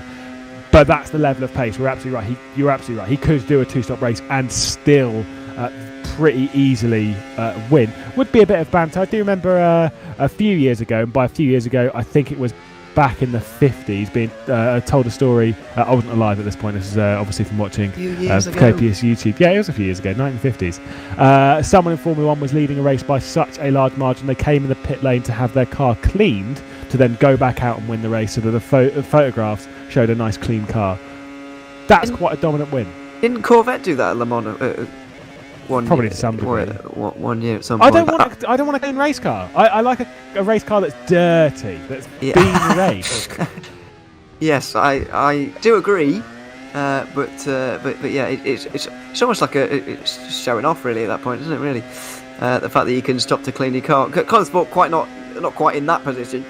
You can't stop at the side and have a drink or whatever. But he's certainly comfortable, and he has been for a little while. It remains to be seen whether he can continue on for an entire season, but he's really rocked up at the Formula SimRacing World Championship, first full season, and he's really making a statement.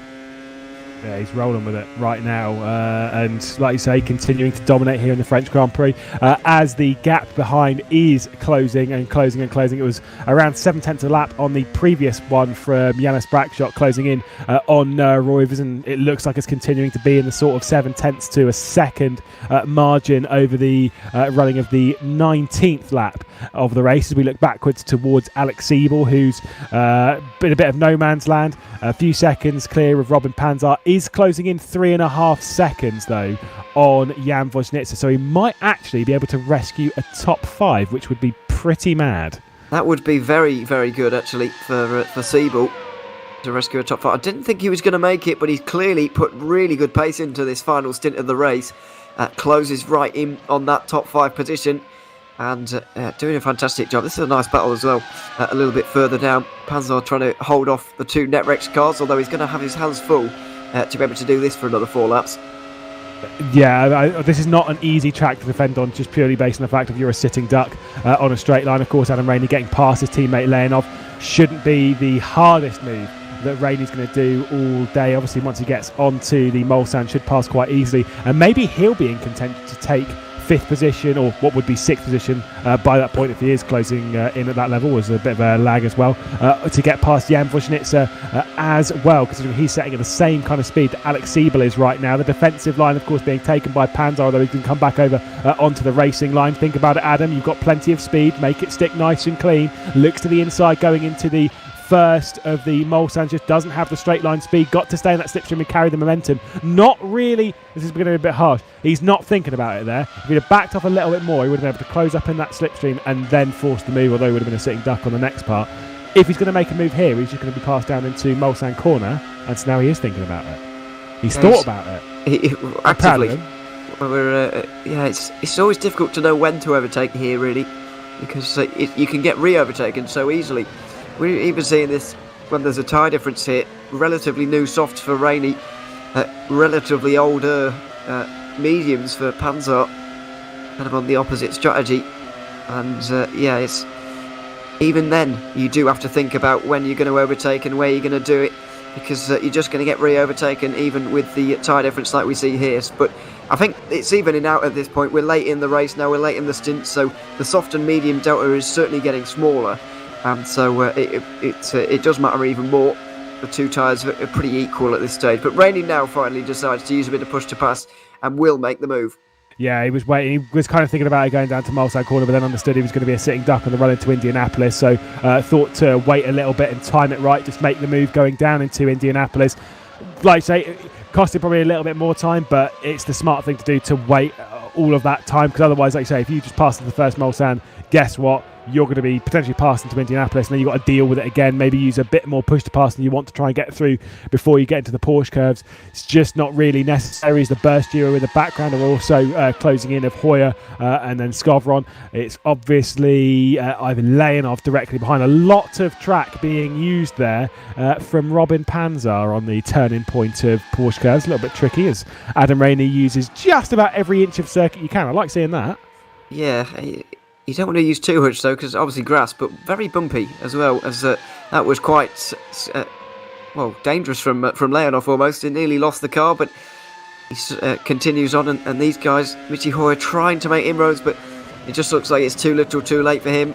Going to be finishing in 10th in what is becoming a little bit of a disappointing season for Hoyer. I know he got a podium at Silverstone, and there's not much you can do about COVID, of course, but in the races he has been here, this is his worst result so far. And I think he will be disappointed. Obviously had to deal with some damage early on after that incident, but I think you're absolutely right. This is not the season that, to be honest, they would have expected coming into this. Of course, Burst losing Yele Simic for this season, focusing elsewhere and looking towards the likes of Formula Pro in a few weeks' time. But that would have been suboptimal. We say it a bit, but it's not going well this season for Michi Hoyer. We're on board with Alex Siebel though, and you can see how close Jan Vojnica is to the front end. The NetRex P1 sim car is right there, this shouldn't be a particularly difficult move, but it comes down to timing again, because I get the feeling that Voznica might be able to hang on to the rear end of Alex Siebel, burn a little bit more push to pass to just try and hang on. So if Siebel passes too early, he's going to get repassed. You're absolutely right. Yeah, that's why we almost never see any moves into the first Mulsanne chicane or the second one. But this should be fairly easy for Siebel. Now, he has looked quicker than Voznica the entire time. I know things are evening out in that battle for 7th, but Panzer does still have a little bit of a disadvantage, as you can see by the gaps there. Siebel has even more of an advantage than I think Rainey and Leonov do at this stage, given his pace and how quickly he has closed up to the NetRex car. But I think a top 5, all things considered, Siebel will count this as a decent result. Yeah. After all the problems, obviously spun at the exit of the first chicane, and that set him back. Yeah, he'll be wondering what he could have done if he hadn't made that mistake, but these races are always full of if, buts and maybes and all that.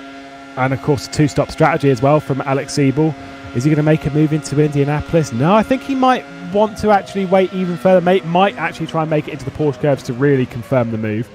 If not, might actually wait until the last lap. This is the only real circuit that we go to where if someone tries to make a move or waits for a move on the last lap, I'm kind of expecting that's actually not the worst move. Either way, Voznica locks up, Siebel takes his opportunity, push to pass, but Voznica though is really using a lot of it to keep alongside. No point in doing so. He's on the outside line for the Porsche curves against a fairly fresh, soft-tyred car in the Oracle Red Bull Racing eSports. He's definitely giving it a go to try and hang on. There was no way that was going to work. Alex Siebel into the top 5. It was a nice move. Voznica gave it all he could in that one, but in the end there was very limited things he could have done there to hold off Siebel, and so the German's through and will likely be finishing in 5th position if all things go to plan for him. And as I say, he limits the amount of points he loses once again. He's so consistent, isn't he, Siebel? Top 5 in all 4 of the opening races of the World Championship in 2022. He's only ever started one World Championship race and finished not in the top 10, and that was a DNF, I think, back in 2020, maybe. It was 14th. 14th, sorry, yeah. He has got to the end of every race and only finished outside of the top 10 on one occasion. It's a truly remarkable record. It becomes more remarkable with every race that he does. It honestly is a breathtaking record, just how consistent Alex Siebel has been. If you really want to speak of top 5s, he's finished in the top 5 for the last... if he continues here, this would be the 10th consecutive top 5 finish for Alex Siebel. He's finished 1st, 5th, 2nd, 3rd, 2nd, 4th, 2nd, 5th, and now looking for another 5th. That... considering the dramas and stuff that happen in the Formula SimRacing World Championship, that is remarkable how consistent that is. We're on board with Janice Brackshock, though, looking not only for a podium, but looking for 2nd place as well, trying to stop that NetRex domination at the top.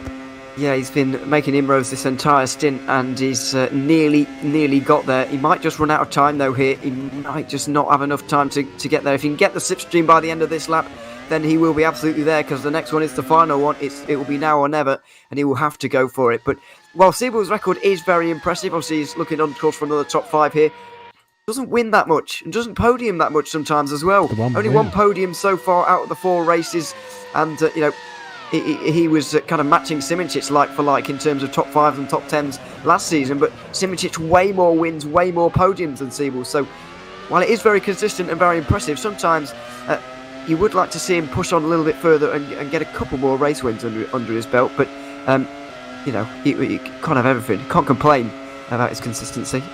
He's just very solid. Just wish he'd win a little bit more. You're absolutely right. I mean, just the one win in 3 years for Alex Siebel, as there is Ivan Leonov looking to the outside of Robin Panzer. That would have been a very brave attempt from that far back down into Indianapolis. Maybe had the grip to try it, but might have a bit more grip going into the Porsche curves, or will have to wait until the Mulsanne on the final lap of the race, which, coming across the line to start, Colin Spork begins the 23rd and final lap of the French Grand Prix here. Obviously behind him, Reuvers looking for another podium. I didn't realise, I know Janice Brackshock, of course, had that podium, or had the pole position rather, a few rounds ago, looking for his first podium of the season, as there's the look to the inside from Leonov. That one, again, a little bit too far back, needs to sort of think about when and where he's attacking too aggressively, but more leaving it down the inside, trying to force a mistake. Yeah, It could be seen as a little bit risky, but he's just got to try something at this stage and try and set this move up over a number of corners. I can't see this really kicking off until maybe the Mulsanne corner at the earliest. Leonov really isn't going to be willing to overtake before then, really, because he's just going to get re-overtaken in this. And not a great exit off of the final corner there either, but he will get the slipstream, he will close up again, and he will have another opportunity to go through. It doesn't look like Brackshock's going to get that opportunity, though, unfortunately, in that battle for second. He's a second and a half away from Reuvers. Yeah, Reuvers just seems to have enough in the tank to respond to keep the Hungarian at bay, so he'll just have to settle for his first podium of the season, which, to be fair, still not bad. No, Reuvers looking for a consecutive second place finish, whilst his sister teammate Colin Spork's looking for a second consecutive victory in the Formula SimRacing World Championship. Here comes the push-to-pass usage from Ivan Leonov, closing once again in on Robin Panzer. Obviously not close enough just yet, although I will say, Ewan, I'm not necessarily sure if Panzer, the Swede, can hang on, because the pace of the Netrex Grand Prix car, fresh tyres, the straight line speed they've got, the timing they've got, just needs to make it stick down into Indianapolis. This doesn't seem like it's a move that is going to be too difficult for Leonov. Yeah, the Netrex cars have been exceptionally quick today, as proven by their 1-2 at the moment, and obviously with 5 cars in the top 10. Remarkable for them, and very difficult for Panzer to hold it back. All he can do is just get the best exits out of these corners as he possibly can, save up as much push to pass as he possibly can. If he's got any left, he's going to have to drain it all going down towards Indianapolis, because Leonov is certainly going to give it a go. Yeah, you're absolutely right. Yeah, 5 Netrexes inside the top 10. The only one that's not inside it is Cas Rietveld after his retirement. There is the look to the inside from Ivan Leonov. Don't risk it, lad.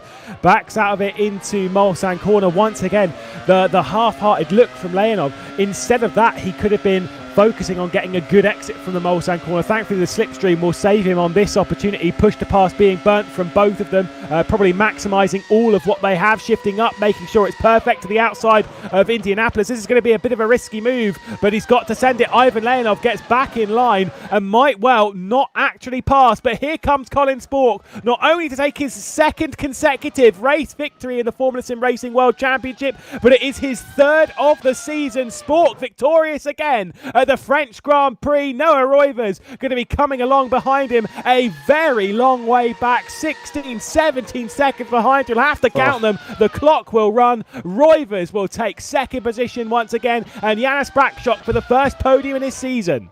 Yeah, absolutely. It's another great day for Netrex with a 1-2. Brackshock will be delighted as well with a third. But in that battle further behind, Panzer's going to prevail, because it looks like Leonov has run out of push to pass on his final lap. He used it all down towards Indianapolis, but Panzer had more, and he's still using it at the moment, coming out the Porsche curves. He's closing up to Adam Rainey. He's going to even have a go very nearly. If he'd have used this maybe slightly more smartly throughout the race, he might have been able to get 7th, but it's not to be. Panzer will finish 8th and just about hold off Leonov. Did Rainey slow down there to try and assist his teammate past? I'm not really a fan of that, if that is the case. I have to probably take a second look at that. I think Rainey might have been slowing down to assist Ivan Leonov there. I will say, there is no reason why Leonov shouldn't have been able to pass Robin Panzer. As much as Robin Panzer was doing well, yes, I know he saved all the push to pass, but there were so many opportunities where Leonov could have done something very, very different than what he did. He didn't use his brain in that battle at all, and that's why he never passed. I don't think that it would have mattered, because the amount of push to pass Panzer had left was astonishing. But the soft tyres, he would have been able to pull away. There's not a lot you can do, really. If you overtake into the first Mulsanne chicane, you haven't got corners to get away. There are no corners to get away. Now, does Panzer have a very good run through here, but does Rainey slow down? Not entirely Rainey's sure. slowing down. Rainey is slowing down to try and... he's lifting a lot. Now, either he's magically run out of an awful lot of fuel, or conveniently, at the right time, he's just dropping back. For that, really. Yeah, he's just dropping back to try and slow Panzer down here, I feel. That's my gut instinct anyway, which I am not particularly a fan of, if I'm perfectly honest, but each to their own. I don't know what there is in the rules against something like that, but I don't think there is. But it's just asking for trouble, doing things like that, and it didn't even work in the first place, so what's the point? Well, yeah, I suppose got to try something, but it was a bit strange. I'm sure if your teammate was going to get the position, if he deserved that position, he would have passed for that position. Well, yeah, I think whatever Leonov did there was not going to be good enough, because there's not the corners to get away at this circuit, really. It's not like he stayed behind for too long. I know there were opportunities beforehand, but there's not the corners to get away in the places where he could have gone. Because it's I'm talking about the final lap. Those are some terrible donuts. Yeah, but even then, had he, like, for example, he was looking down the inside into Mulsanne corner. Why? Why would you look down the inside of Mulsanne corner? All it's doing is it's going to delay your run off of Mulsanne corner. If he'd have stayed in the correct part of the track and followed through and actually focused on getting a good run rather than not thinking, then he would have been able to have the acceleration along with a little bit of push to pass as well. Whilst Robin Panzar did have more, would have been able to potentially affect the pass. Either way, we saw some, and I know you can hear us at the moment, we'll go to an interview in a moment, some terrible donuts from Colin Spork, who did win the race here at the French Grand Prix, just ahead of his teammates. Well, I say just ahead, it was a fair way ahead of Noah Reuvers. Janice Brackshock also behind in third spot with Sandor Callis and Alex Siebel. A fantastic recovery inside the top 5 from Alex Siebel. Jan Vosnitzer and Adam Rainey also there in 6th and 7th position. A great drive from Adam Rainey. Robin Panzar just being able to hang on from Ivan Leonov with making it 5 cars from Netrex inside the top 10. Michi Hoyer, the last car inside that top 10 with a 10th place finish, despite some of the earlier issues that he had with Dennis Jordan on that first lap of the race. Behind that, in 11th spot, of course, was Michi Hoyer's teammate of Damian Skovron, then Dennis Jordan, Ampat Zidis, Zoltschuch, Jan Grankvist, Jake Denahan and Tom Oldermenger, with retirements from Kaz Rietveld and a very early one from Roberto Pignataro. In the commentary booth now joining us, I'm almost getting bored of his voice, but it is, of course, Colin Spork once again. Hello. That one almost looked to be like a bit of a boring drive, mate. You were away from everyone. Yeah, I mean, it's great to win again. Nice margin.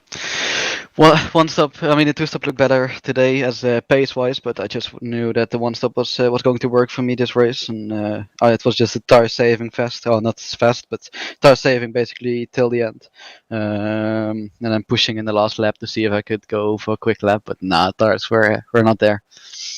Now, realistically, who can stop you, and how can they stop you? And how have you got so strong in the Formula SimRacing World Championship right now? I mean, everyone could beat me. They're all great drivers. The whole field is very nice, very good in as drivers wise. It's just when I'm testing, I test very effectively, and I just enjoy the car. I really feel the car in any moment. I feel like I can produce the lap when I need to in qualifying, and then just put it into race. And I mean, it's working out very nice, but something like this can really easily change by 1 second, one split second during the next race or qualifying or whatever, and the whole thing could look different till the end of the season. So we'll be working hard till the end of the season, and we'll see where we're at the end. Well, well done to Colin. We'll move straight on to the sister teammate, to Noah Reuvers here, obviously 2nd position. Do you think there was anything you could really do to catch Colin today? Looked so strong. You kept up for the first few laps, but they just seemed to manage to pull away.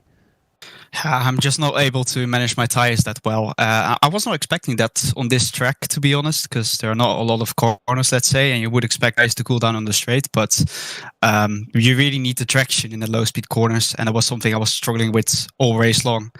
So yeah, I just couldn't show my real pace, let's say. I'm just really getting hold back by the tires. So yeah, let's hope the next round is going to be a bit better on the tires, and I can actually challenge Colin. Now, I kind of want to roll this back to qualifying just a touch, because we were looking at the sector times and we saw that not only Colin losing a fair amount of time in the final sector, but you also lost a lot of time in the middle sector. And then, of course, in that final lap, you had a mistake in Indianapolis. Did that irritate you a little bit at the start of the race, or were you still kind of, still on the front row of the grid and but pole was right there?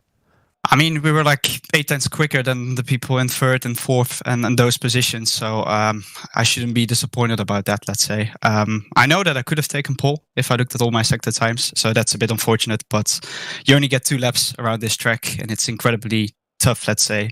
Like the qualifying lap is almost an endurance race, almost, because it's taking so long. So to be like only 800s of pole. And knowing how effective the slipstream was, I couldn't be bothered, to be honest.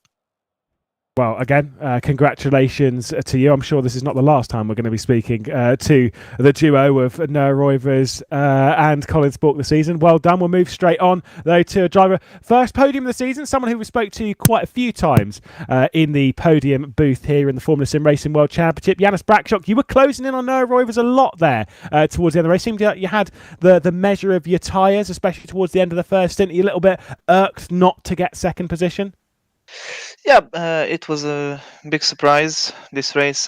Consistency and the start of the race was the key factor on my race, and I had to manage the pace lap by lap. But it's a difficult track to set up the car and drive very, very smoothly on this track. But that was the maximum I could do today. Now, you've had podiums in quite a few of our seasons here in the Formula SimRacing World Championship through quite a few different cars. Of course, the one we had last year had a couple of podiums. You had a podium back in 2019 at the German Grand Prix. This one you seem to have merged with a bit quicker as well, because obviously we had that pole position in Malaysia. What do you think you can get from this car throughout the rest of the season? What do you think is possible? Well, on championship-wise, I don't think I could catch the front runners, but I would like to seek my first ever FSR WBC race win. But we'll still have to do a lot of work on the car. But it was just a track like I don't really like on Formula cars especially. But there's still plenty of good tracks, so maybe there's the luck will come on my side. Well, congratulations to you as well. And congratulations to all three of our podiums, Colin Spork, Noah Reuvers and Janice Brackshock. We'll bring in one final person, as we always do. It's, of course, time to speak to Lord President himself, the person who can't complete too many laps in the pre race. It is, of course, Cameron Roger. Yeah, thank you for that one. Sorry, mate.